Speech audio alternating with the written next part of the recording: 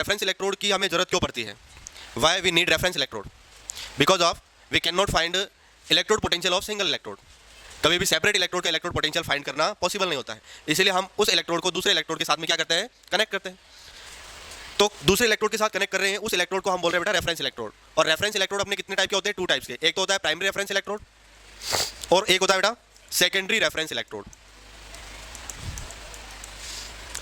अच्छा, हम primary reference electrode किसको बोलेंगे?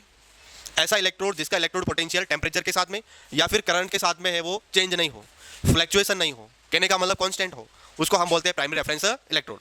और ऐसा इलेक्ट्रोड जिसका इलेक्ट्रोड पोटेंशियल टाइम के साथ में या फिर टेम्परेचर के साथ में वेरी कर जाए, थोड़ा सा क्या आता है उसमें फ्लक्चुएशन आता है, उसको हम बोलते हैं सेकेंडरी रेफरेंस इलेक्ट्रोड।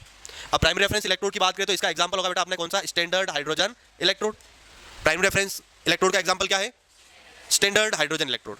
अब स्टैंडर्ड हाइड्रोजन इलेक्ट्रोड की हम बात करें बेटा तो वो एक यू शेप की कांच की ग्लास की एक ट्यूब होती है, उसके अंदर हम क्या करते हैं बेटा, प्लेटिनम का वायर है उसको कनेक्ट करते हैं और उसको अपन H+ के सॉल्यूशन में क्या करते हैं बेटा, डिप कर देते हैं। स्टैंडर्ड हाइड्रोजन इलेक्ट्रोड के अंदर हम प्लेटिनम वायर का यूज करते हैं। किसका यूज करते हैं बेटा? तो ये जो आपके हैं ये वायर है किसका? प्लेटिनम का। इसको हम है वो इलेक्ट्रोलाइटिक सॉल्यूशन के अंदर डिप करते हैं और ये इलेक्ट्रोलाइटिक सॉल्यूशन है बेटा वो किसका होता है? हाइड्रोजन आयंस का, H+ आयंस का। और इसकी कंसंट्रेशन कितनी होती है? 1 m। तो it is 1 m solution of H+ ions. और हम इस प्लेटिनम वायर के आगे क्या करते हैं बेटा? चारकोल का कोटिंग कर देते हैं। किसका कोटिंग करते हैं? Why we need coating of charcoal. Coating of charcoal.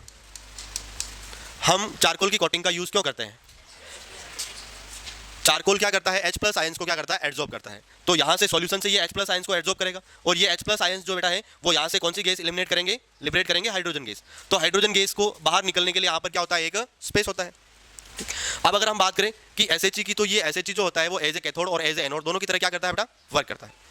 हम रेफरेंस इलेक्ट्रोड तो ऐसे इलेक्ट्रोड को बोल रहे हैं जिसका इलेक्ट्रोड पोटेंशियल है वो अपने को फाइंड करना है, उसको रेफरेंस इलेक्ट्रोड के साथ में अपन क्या करते हैं? कनेक्ट कर देते हैं। इसका पहला एग्जांपल अपन ने पढ़ा SHE, standard hydrogen electrode. Standard hydrogen electrode का डायग्राम कुछ इस तरीके से कि प्लेटिनम का वायर होता है, वो डिप्ड होता है किसके अंदर? H+ आयंस के सॉल्यूशन में। ठीक, अब ये H+ आयंस का सॉल्यूशन कितना होता है बेटा? 1 m होता है। इसके बाद में अगर हम बात करें तो ये एज ए कैथोड और एज ए एनोड दोनों की तरह काम कर सकता है। SHE जो होता है बेटा वो एज एनोड भी काम कर सकता है और एज ए कैथोड भी काम करता है। अगर हम बात करें एनोड की, तो एनोड के ऊपर बेटा ऑक्सीडेशन होता है। क्या होता है? अगर कहीं पर ऑक्सीडेशन रिएक्शन हो रही है तो वो इलेक्ट्रोड कौन सा होता है? एनोड। जैसे हम बात करें यहाँ पर हाइड्रोजन गैस है और उसकी अगर बात करें तो वो किसमें कन्वर्ट होती है? H+ आयंस के अंदर। और यहाँ से इलेक्ट्रॉन्स क्या होते हैं बेटा? लिबरेट होते हैं, बाहर निकलते हैं। अगर किसी स्पीसीज से इलेक्ट्रॉन रिमूव हो रहे हैं तो उसको हम क्या बोलते हैं? ऑक्सीडेशन। तो यहाँ पर H2 गैस का क्या हो गया है? ऑक्सीडेशन। और ऑक्सीडेशन हो गया तो यहाँ पर SHE as a anode work कर रहा है। जबकि दूसरा हम अगर देखें SHE एज ए कैथोड, और कैथोड के ऊपर बेटा क्या होता है? रिडक्शन होता है। क्या होता है? रिडक्शन। तो अगर हम बात करें SHE की तो SHE एज ए कैथोड भी वर्क कर सकता है। कैथोड की तरह कैसे काम करेगा? तो H+ आयंस जो होंगे बेटा वो क्या करेंगे? H2 के अंदर कन्वर्ट होंगे। बताइए यहाँ पर H+ आयंस को आप H2 में कन्वर्ट कर सकते हो कब? जब आप इसके अंदर क्या करते हो? इलेक्ट्रॉन्स ऐड करते हो। तो addition of electrons is known as removal of electrons from hydrogen is known as.